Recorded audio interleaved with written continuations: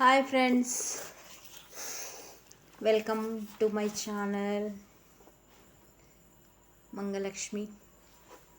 Ramtha book చదువుకుంటున్నాము. గురువందనం చేసుకుందాం ఫ్రెండ్స్. మళ్ళీ కలుసుకుందాం. ఈరోజు నాకు జన్మనిచ్చిన నా తల్లిదండ్రులకి పాదాభివందనాలు, ఆత్మ ప్రణామాలు, కృతజ్ఞతలు, ధన్యవాదాలు. విశ్వంలోని గురువులందరికీ కూడా నా ఆత్మ ప్రణామాలు, కృతజ్ఞతలు, ధన్యవాదాలు. రామ్తా మాస్టర్ గారికి నా అనంతపురం ఆత్మ ప్రణామాలు, కృతజ్ఞతలు, ధన్యవాదాలు. రామ్తా మాస్టర్ సమక్షంలో నేను బుక్ చదువుతున్నాను. Thank you master, thank you very much. నిన్న కొంచెం వెనక్కి నుంచి చదువుదాం. నిన్న కొంచెంలో కొద్దిగా ముందుకు వెళ్ళిపోయాను. మీ జీవితంలో చోటు చేసుకోబోయే పరిస్థితులను నిర్దేశించే విధంగా ఆ అనుభూతులు పూర్వరంగాన్ని సృష్టిస్తాయి. మీ ఆత్మలో నిక్షిప్తమై ఉన్న అనుభూతులకు, ఆకాంక్షలకు అనుగుణ్యంగా ఉన్న పరిస్థితులను ఆకర్షించి మిమ్మల్ని వాటితో కలుపుతుంది. మీరు ఉచ్చరించే ప్రతి మాట మీ భవిష్యత్తును నిర్దేశించగలిగేదిగా ఉంటుంది. ఆ మాటలన్నీ మీ ఆలోచనల వల్ల మీ ఆత్మలో ప్రతిష్ఠించబడిన భావాలకు శబ్దరూపంతో బయలువెడలే ప్రతిరూపాలే కనుక మీ జీవితంలోని సంఘటనలన్నీ యాదృచ్ఛికంగానే జరుగుతున్నా అని మీరు అనుకుంటున్నారా? ఈ భూతలం మీద ప్రమాదవశాత్తుగానో కాకతాళీయంగానో ఏవి జరగవు. ఎవరి దుశ్చింత వల్లో, ఎవరో చేసే మోస ప్రణాళికల వల్ల ఎవరు ఇక్కడ బలి పశువులు కారు. మీ జీవితంలో సంభవిస్తున్నవన్నీ ఊహల వల్లే, అనుభూతుల వల్లే ఏర్పడుతున్నాయి. ఒకవేళ అనుకున్నట్లుగా కాకుండా మరో విధంగా పరిణమిస్తే ఏమవుతుందో అని అనుకోవడం వల్ల, భయపడడం వల్ల ఆ విధంగా జరుగుతుంది. ఎవరో అన్న మాటలను సత్యంగా విశ్వసించడం వల్ల అటువంటివన్నీ సంభవిస్తూ ఉంటాయి. ఆలోచనలు మీలో నిర్మించే భావాలతో ప్రేరితమైన ప్రయత్నపూర్వక చర్యల వల్లే సర్వ సంఘటనలు సంభవిస్తున్నాయి. మీరు పూనికతో చేసిన ప్రతి ఆలోచన, అభిలాషగా మీలో ఏర్పడటానికి సమ్మతించిన ప్రతి భావన, మీరు ఉచ్చరిస్తున్న ప్రతి మాట మీ నిజ జీవితంలో సంభవిస్తూ ఉన్నాయి, సంభవించబోతున్నాయి కూడా.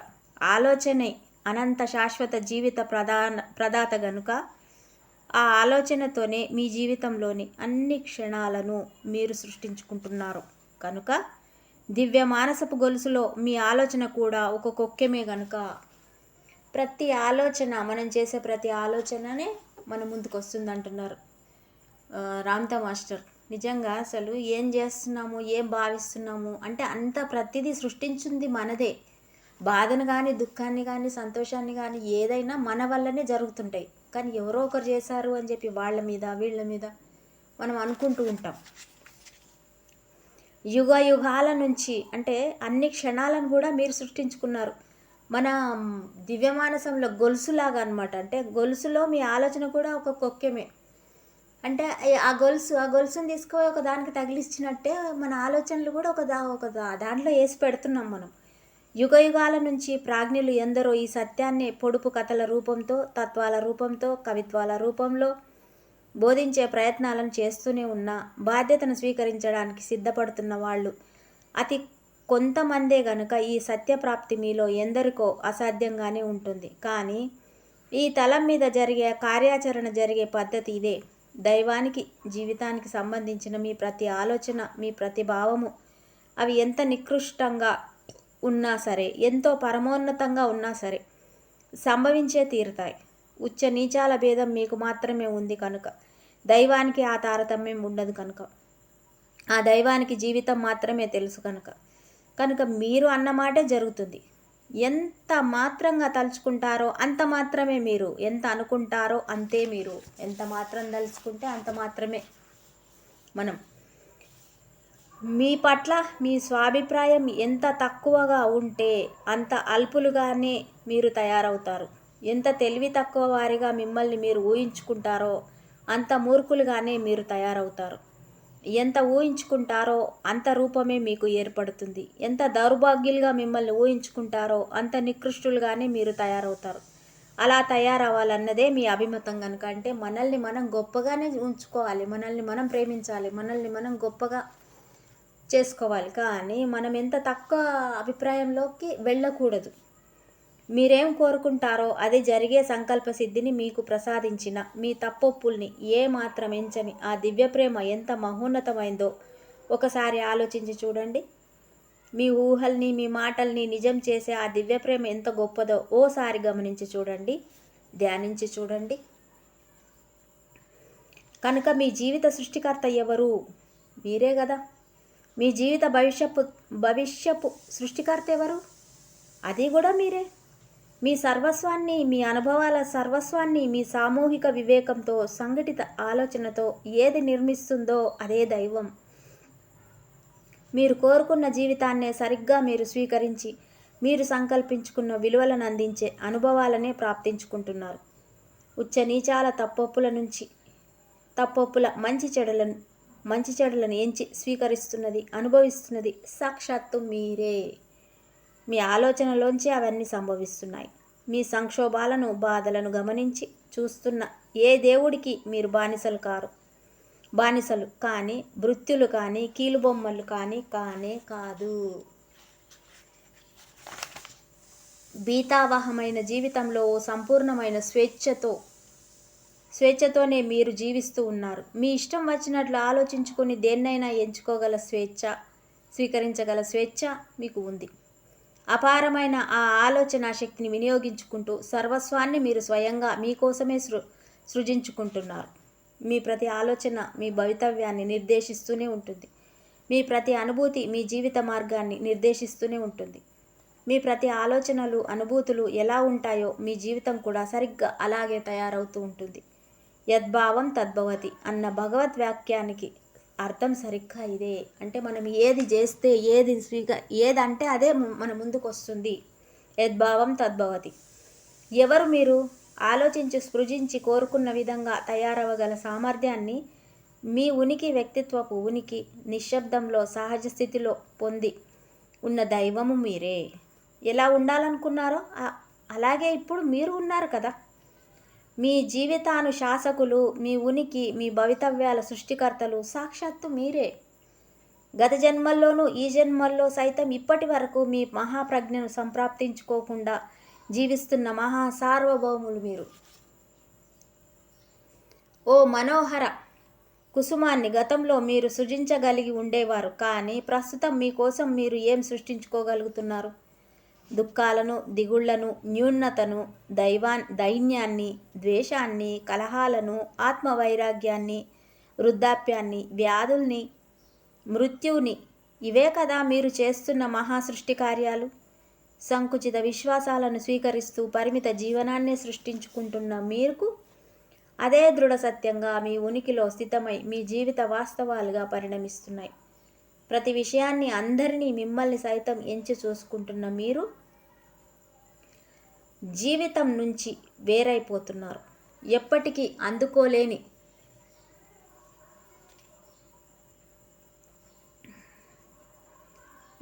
అందుకోలేని ఆశయాలని ఆకాంక్షించే పరిమిత మానవ చైతన్యంలో ఓ గుర్తింపు కోసం, ఆ గుర్తింపును మీకు అందించే వస్తు సౌకర్య సౌలభ్యాల సర్వస్వాన్ని స్వీకరిస్తూ సౌందర్యోపాసన అనే ఓ నాగరికత వ్యామోహంలో మీరు జీవిస్తున్నారు. ఎదిగి శరీరంలోని జవసత్వాలన్నీ ఉడిగిపోయి వృద్ధాప్యాన్ని, మృత్యువుని విశ్వసిస్తూ అంతరించిపోవడం కోసమే పసిపాపలైన మీరు జన్మిస్తూ ఉన్నారు. ఒకప్పుడు స్వేచ్ఛా పవనాలుగా ఉన్న సృజనాత్మక దైవాలైన మీరు ఇప్పుడు మందల్లా మహానగరాల్లో కిక్కిరిసి భయాలతో తలుపుల్ని బిగించుకొని బిక్కుమంటూ జీవిస్తున్నారు. మహాపర్వతాలు, మలయ మారుతాలకు బదులు ఆకాశంలో ఎగబాకే అంతస్తుల భవనాలు, భీతిగొల్పే మానవ చైతన్యాలే ప్రస్తుతం దర్శనమిస్తున్నాయి. ఎలా ఆలోచించాలో నిర్దేశించే, దేన్ని విశ్వసించాలో శాసించే, ఎలా పని చేయాలో విధించే, ఎలా కనిపించాలో నియంత్రించే సమాజాన్నే సృష్టించుకున్నారు మీరు. యుద్ధాలంటే మీకు భయం, యుద్ధ పుకార్లు విన్నా మీకు భయమే. రోగాలంటే మీకు భయం, గుర్తింపు లభించదేమో అనే భయం ఉంది మీకు. మరో మనిషి కళ్ళలోకి సూటిగా చూడాలంటే భయం మీకు. అయినా ఇంకొకరి ప్రేమకు పాత్రలు అవ్వాలన్నదే మీ ఆరాటం. జరిగిన ప్రతి మేలును జరిగిన ప్రతి మేలును సంశయిస్తూ అవి మళ్ళీ సంభవించవనే అపనమ్మకం మీది. అడ్డమైన పనులన్నింటినీ చేస్తూ వ్యాపారంలో విజయాన్ని, కీర్తిని గడించాలి అనేదే మీ ప్రగాఢ వాంఛ. ఎప్పుడూ బంగారాన్ని, రూపాయల్ని, దినారాలను, డాలర్లను సంపాదించాలన్న తపనే మీది తప్ప, అయ్యో ఆనందం కోసం ఆవగింజంత చింతైనా లేదే మీలో? ఆలోచనలు చేసి చేసి చివరకు మీరు నిరాశాజీవులుగా, అయోగ్యులుగా, పరాజితులుగా, రోగిష్టివాళ్లుగా, మృతతుల్యులుగా తయారయ్యారు. వీటన్నిటినే మీరు సృష్టించుకున్నారు. ఓ సంకల్ప మాత్రంతో విశ్వాన్ని సృష్టించగలిగిన సమర్థత, ఆకాశంలో శాశ్వతంగా తారలను వెలిగించగల శక్తి ఉన్న ఆ దైవం నమ్మకాలు, మూఢ విశ్వాసాల ఉచ్చులో చిక్కుకొని మోజులు, ఆచారాల వ్యామోహాల్లో కూరుకుపోయి, పరిమిత ఆలోచనల్లో ఇరుక్కుపోయి, దేహాల్లో పరిమితుడైపోయి ఉన్నారు. పరిమితమైన ఆలోచనే ఈ దుస్థితికి మూలం. ముమ్మాటికి ఇది నిజం. మీ అపనమ్మకాలే మిమ్మల్ని జీవించనీయడం లేదు. మీరు నమ్మనిది వేటిని, జ్ఞానేంద్రియాలను గోచరించని వేటిని మీరు నమ్మరు. వినిపించని దాన్ని నమ్మరు. స్పర్శించలేని దాన్ని నమ్మరు. రుచి లేని దాన్ని నమ్మరు. వాసన లేని దాన్ని కూడా నమ్మరు. మరి ఏది మీ నమ్మకాన్ని ఓసారి నాకు చూపించండి చూద్దాం. దాన్ని నేను ముట్టుకొని చూడాలి. పోనీ ఓ ఆలోచనను చూపించండి చూద్దాం. ఎక్కడుందది? మీ స్వభావాన్ని నాకు చూపించండి. ఎలా ఉంటుందది? గాలి ఎలా ఉంటుందో చూపించే చిత్తరువును చూపించండి చూద్దాం. మీ జీవితంలోని విలువైన క్షణాలను దోచుకుంటున్న కాలాన్ని చూపించండి చూద్దాం. జీవితం అందిస్తున్న మహా కానుకలను మీరు నమ్మటం లేదు. అపరిమిత ప్రజ్ఞ మీలో అందువల్లే ఏర్పడలేకపోతుంది. జన్మ తర్వాత జన్మలను క్రమంగా పొందుతూ మళ్ళీ మళ్ళీ పుడుతూ ఈ భూతలం మీద భ్రమల్లో పూర్తిగా మునిగిపోయి మీ అంతర్వాహినిలో ప్రవహిస్తున్న అద్భుత ప్రజ్ఞాగ్నిని మీరు పూర్తిగా మరిచిపోయారు. 1,05,00,000 సంవత్సరాల కాలగతిలో మహాబలీయ, మహాసార్వభౌమ స్థితిని చేజార్చుకుని అధోగతి పాలై ఓ పదార్థం స్థాయికి దిగజారారు. మీరే సృష్టించుకున్న మూఢ విశ్వాసాల న్యాయాల పేరుతో, జాతుల పేరుతో, లింగ వివక్షతలతో, కులాల పేరుతో విభజింపబడిపోయి ఉన్నారు. అసూయలతో, కాఠిన్యంతో, పగలతో, దోషాలతో, భయాలతో అల్లాడిపోతున్నారు. దేహభావంతో తదాత్మ్యం చెంది బతికుంటే చాలు అనే ధోరణితో జీవితాన్ని గడిపేస్తూ మీ నిజతత్వాన్ని, సంకల్ప మాత్రాన స్వప్నాలను పండించుకోగల మీ దివ్యతత్వాన్ని, సామర్థ్యాన్ని పూర్తిగా మర్చిపోయారు. తత్ఫలితంగానే మీరు మరణించి మళ్ళీ ఇక్కడికే తిరిగి వస్తున్నారు. మళ్ళీ 1,05,00,000 సంవత్సరాల పర్యంతం జీవిత పరంపరలో కొనసాగిన తర్వాత కూడా మళ్ళీ ఇక్కడికి తయారై ఉన్నారు కదా మీరు. ఇంత జరిగిన తర్వాత కూడా మీ అపనమ్మకాలను మీరు వదులుకోవటం లేదు. ఆలోచన సర్వస్వమే అయిన దైవం నిజంగా ఓ నాటక రంగమే. మీ పాత్ర రచనను స్వయంగా మీరే చేసుకొని ఈ రంగస్థలం మీద మీరే నటించే అవకాశాన్ని ఆ దైవం కల్పిస్తుంది. మీ తెర వాలుతున్నప్పుడు మీ చివరి మాట పూర్తయి అంతిమ అస్త్రం సంధింపబడి మీ జీవితం ముగుస్తుంది. ఎందుకు ఇదంతా? ఎందుకంటే మహాశాసకులైన మీరు మీ అంతం అలాగే జరగాలని విశ్వసిస్తున్నారు కనుక. ఈ జీవితం యావత్తూ ఒక ఆట, ఇదొక భ్రమ. మొత్తం జీవితము ఒక భ్రమే. క్రీడాకారులైన మీరు మాత్రమే దీన్ని పరమ వాస్తవమని దృఢంగా విశ్వసిస్తున్నారు. అయినా ఎప్పుడు ఉన్నది, ఉంటున్నది, ఉండబోయేది జీవితం మాత్రమే అన్న విషయము మాత్రమే అసలు వాస్తవం.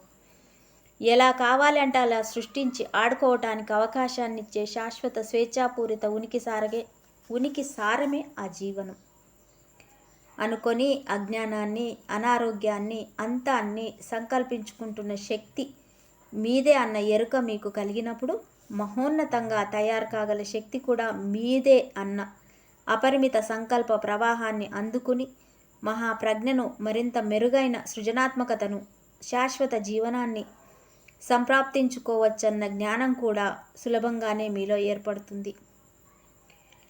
మీ శరీరాన్ని సృష్టించిన దైవమే మీ అంతరంలో నిక్షిప్తమై ఉన్న మహాశక్తి అనే ప్రజ్ఞ మీలో ఏర్పడిన క్షణం నుంచి మీ శరీరానికి వృద్ధాప్యం రాదు, వ్యాధి దరిచేరదు, వినాశనం ఎప్పటికీ కలగదు. మరొకసారి చెప్తాను మాస్టర్స్, వినండి. మీ శరీరాన్ని సృష్టించిన దైవమే మీ అంతరంలో నిక్షిప్తమై ఉన్న మహాశక్తి అనే ప్రజ్ఞ మీలో ఏర్పడిన క్షణం నుంచి మీ శరీరానికి వృద్ధాప్యం రాదు, వ్యాధి దరిచేరదు, వినాశనం ఎప్పటికీ కలదు. కానీ మూఢ విశ్వాసాలతో, సంకుచితమైన ఆలోచనలతో కొనసాగుతూ ఉన్నంత వరకు ప్రభాతానికి, శోభను, నిషీదికి రహస్యాలను అందిస్తున్న ఆ అపరిమితాన్ని ఎప్పటికీ అనుభవించలేరు, అర్థం చేసుకోలేరు. ఈ తలం మీద మీరే సంకల్పించుకుంటున్న జీవితం ముగిసిపోయిన తర్వాత ఏం జరుగుతుంది? శుభం, శరీరం మరణిస్తుంది. మీ కళ్ళు వెనకే నిరంతర నిశ్శబ్దంలో ఆలోచనలు చేస్తున్న మీరు మాత్రం శాశ్వతంగా జీవిస్తూనే ఉంటారు.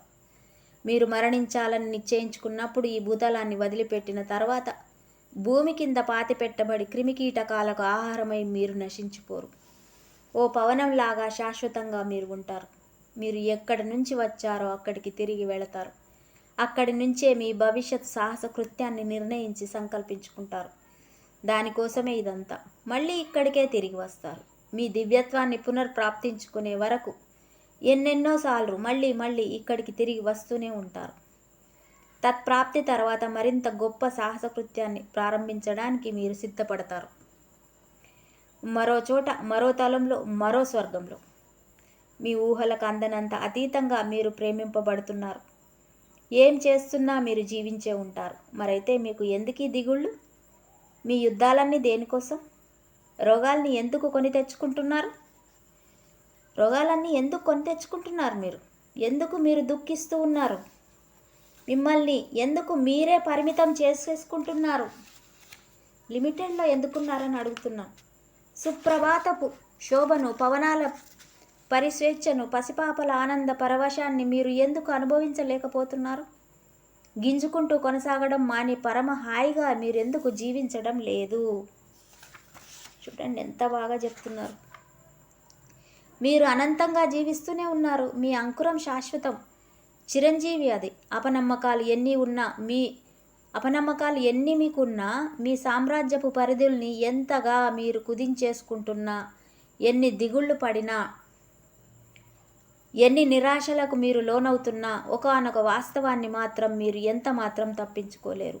జీవితమే ఆ వాస్తవం. మీరు ఎంత గుడ్డివాళ్ళైనా, ఎంత నమ్మకపోయినా మీకు జీవితం శాశ్వతంగానే లభిస్తూనే ఉంటుంది. జీవితం అనబడే ఆ విలువే దైవం. అదే మీరు. అది మీరే. మీరు జీవిస్తున్న ఈ జీవితం అంతా ఒక కలే, ఓ మహాస్వప్నమే.